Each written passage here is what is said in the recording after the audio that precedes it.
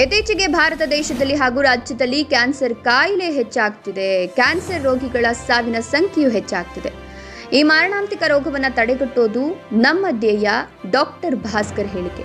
ಕೋಲಾರ ಜಿಲ್ಲೆ ಶ್ರೀನಿವಾಸಪುರ ತಾಲೂಕಿನ ರಾಯಲ್ಪುಡು ಹೋಬಳಿಯ ನೀಲ್ಭಾಗ್ ಕ್ರಾಸ್ನಲ್ಲಿ ಶ್ರೀ ಸತ್ಯಸಾಯಿ ಟ್ರಸ್ಟ್ ಗ್ರಾಮೀಣ ಆರೋಗ್ಯ ಕೇಂದ್ರದಲ್ಲಿಂದು ಆಶಾ ಕಾರ್ಯಕರ್ತೆಯರಿಗೆ ಕ್ಯಾನ್ಸರ್ ಬಗ್ಗೆ ಅರಿವು ಮೂಡಿಸುವ ಕಾರ್ಯಕ್ರಮವನ್ನು ಡಾಕ್ಟರ್ ಭಾಸ್ಕರ್, ಶ್ರೀನಿವಾಸಪುರ ತಾಲೂಕಿನ ಆರೋಗ್ಯಾಧಿಕಾರಿ ಶರೀಫ್ ಹಾಗೂ ಆಶಾ ಮೇಲ್ವಿಚಾರಕರಾದ ಕೃಪಾನಂದ್ ಮತ್ತು ಇನ್ನು ಮುಂತಾದ ಡಾಕ್ಟರ್ಸ್ಗಳೊಂದಿಗೆ ಕಾಯಿಲೆಯಿಂದಾಗುವ ತೊಂದರೆಗಳು ಹಾಗೂ ಕ್ಯಾನ್ಸರ್ ಕಾಯಿಲೆಯ ರೋಗಿಗಳಿಗೆ ಸೂಕ್ತ ಸಮಯದಲ್ಲಿ ಹೇಗೆ ಚಿಕಿತ್ಸೆ ಕೊಡಿಸಬೇಕು ಅನ್ನೋದರ ಬಗ್ಗೆ ಅರಿವು ಮೂಡಿಸುವ ಕಾರ್ಯಕ್ರಮ ಹಮ್ಮಿಕೊಳ್ಳಲಾಯಿತು. ವಿಶೇಷವಾಗಿ ಆಶಾ ಕಾರ್ಯಕರ್ತೆಯರಿಗೆ ಕ್ಯಾನ್ಸರ್ ಕಾಯಿಲೆ ಹೆಚ್ಚಾಗ್ತಿರೋದ್ರಿಂದ ಆಶಾ ಕಾರ್ಯಕರ್ತರಿಗೆ ಕ್ಯಾನ್ಸರ್ ರೋಗಿಗಳ ಹತ್ತಿರ ಹೇಗೆ ಚಿಕಿತ್ಸೆಯ ಬಗ್ಗೆ ಅರಿವು ಮೂಡಿಸೋದು, ಹಾಗೆ ರೋಗಿಗಳಿಗೆ ಧೈರ್ಯ ತುಂಬೋದು, ಚಿಕಿತ್ಸೆ ಹೇಗೆ ಪಡೆದುಕೊಳ್ಳುವ ಬಗ್ಗೆ ತಿಳುವಳಿಕೆ ಹೇಗೆ ಮೂಡಿಸೋದು, ಸರಿಯಾದ ಸಮಯಕ್ಕೆ ಚಿಕಿತ್ಸೆ ನೀಡಿದ್ರೆ ಅವರ ಆರೋಗ್ಯ ಹೇಗೆ ಸುಧಾರಿಸುತ್ತೆ, ಹಾಗಾಗಿ ರಾಜ್ಯದಲ್ಲಿ ಸಾವಿನ ಸಂಖ್ಯೆ ಕಡಿಮೆ ಆಗ್ತದೆ ಎಂಬ ನಿಟ್ಟಿನಲ್ಲಿ ಶ್ರೀ ಸತ್ಯಸಾಯಿ ಸೇವಾ ಟ್ರಸ್ಟ್ ವತಿಯಿಂದ ಆಶಾ ಕಾರ್ಯಕರ್ತರಿಗೆ ಅರಿವು ಮೂಡಿಸುವ ಕಾರ್ಯಕ್ರಮ ಹಮ್ಮಿಕೊಳ್ಳಲಾಯಿತು. ಈ ಸಂದರ್ಭದಲ್ಲಿ ಡಾಕ್ಟರ್ ಮಹಾಲಕ್ಷ್ಮಿ ಮಾತನಾಡಿ, ಕ್ಯಾನ್ಸರ್ ಕಾಯಿಲೆಯಿಂದ ಬಹಳಷ್ಟು ಮಹಿಳೆಯರು ಬಳಲ್ತಾ ಇದ್ದಾರೆ. ಹಾಗಾಗಿ ಕ್ಯಾನ್ಸರ್ ಕಾಯಿಲೆಗೆ ಸ್ತ್ರೀಯರು ತುತ್ತಾಗದಂತೆ ಎಚ್ಚೆತ್ತುಕೊಳ್ಳಬೇಕು. ಮಹಿಳೆಯರು ಸ್ಕ್ರೀನಿಂಗ್ ಮಾಡಿಸಿಕೊಳ್ಳೋದು ಕಡಿಮೆ ಸಂಖ್ಯೆಯಲ್ಲಿರೋದ್ರಿಂದ ಮಹಿಳೆಯರಿಗೆ ಕ್ಯಾನ್ಸರ್ ಕಾಯಿಲೆಗೆ ತುತ್ತಾಗುವ ಸಾಧ್ಯತೆ ಹೆಚ್ಚಾಗಿದೆ.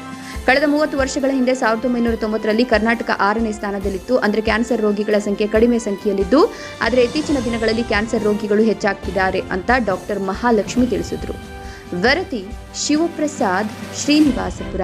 ನಾನು ಡಾಕ್ಟರ್ ಎಲ್ ವಿಜಯ ಭಾಸ್ಕರ್, ಸತ್ಯಸಾಯಿ ಗ್ರಾಮೀಣ ಆರೋಗ್ಯ ಕೇಂದ್ರದ ವತಿಯಿಂದ ಈ ದಿನ ನಾವು ನಮ್ಮ ಶ್ರೀನಿವಾಸಪುರದ ಆರೋಗ್ಯ ಇಲಾಖೆಯ ಆಶಾ ಕಾರ್ಯಕರ್ತರು ಮತ್ತು ಸಮುದಾಯ ಆರೋಗ್ಯ ಅಧಿಕಾರಿಗಳಿಗೂ ಎಲ್ಲರಿಗೂ ಕ್ಯಾನ್ಸರ್ ವಿಚಾರ ಸಂಕಿರಣವನ್ನು ಹಮ್ಮಿಕೊಂಡಿರುತ್ತೇವೆ.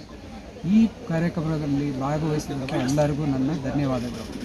ಆಮೇಲೆ ಸಹಕಾರ ಕೊಟ್ಟಂಥ ನಮ್ಮ ಡಾಕ್ಟರ್ ಶರೀಫ್ ಅವ್ರಿಗೂ ನನ್ನ ಧನ್ಯವಾದಗಳು.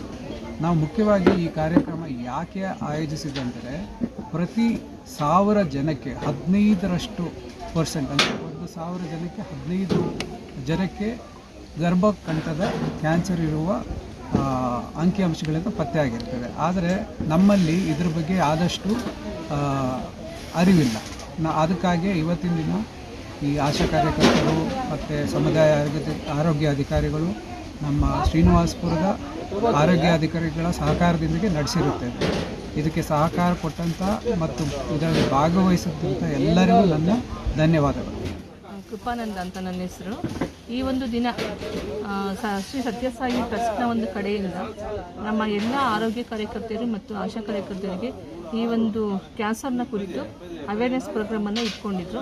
ಅಂದರೆ ಯಾವ ರೀತಿ ಶೀಘ್ರವಾಗಿ ಪತ್ತೆ ಹಚ್ಚಬೇಕು ಮತ್ತು ಶೀಘ್ರವಾಗಿ ಅವ್ರನ್ನ ಗುರುತಿಸ್ಬಿಟ್ಟು ಅವ್ರಿಗೆ ಯಾವ ರೀತಿ ಚಿಕಿತ್ಸೆಯನ್ನು ಕೊಡ್ಬೋದು ಮತ್ತು ಯಾವ್ಯಾವ ಒಂದು ಹಂತದಲ್ಲಿ ಅದು ಇರುತ್ತೆ ಮತ್ತು ಯಾವ ರೀತಿ ವ್ಯಾಕ್ಸಿನೇಷನನ್ನು ಕೊಡಬೇಕು ಅನ್ನೋದ್ರ ಬಗ್ಗೆ ಸವಿವರವಾಗಿ ತಿಳಿಸ್ಕೊಟ್ಟಿದ್ದಾರೆ.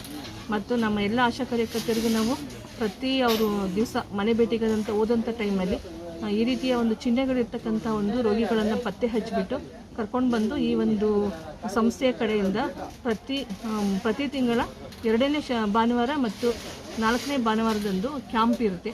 ಈ ಒಂದು ಕ್ಯಾಂಪ್ಗೆ ಅಂಥ ಕೇಸಸ್ಗಳನ್ನೆಲ್ಲ ಕರ್ಕೊಂಡು ಬಂದುಬಿಟ್ಟು ಚಿಕಿತ್ಸೆಯನ್ನು ಕೊಡಿಸ್ಬೇಕಂತ ಅಂದ್ಬಿಟ್ಟು ಎಲ್ಲ ನಮ್ಮ ಆಶಾ ಕಾರ್ಯಕರ್ತರಿಗೂ ಆರೋಗ್ಯ ಕಾರ್ಯಕರ್ತರಿಗೂ ನಾವು ತಿಳಿಸಿಕೊಟ್ಟಿರ್ತೇವೆ.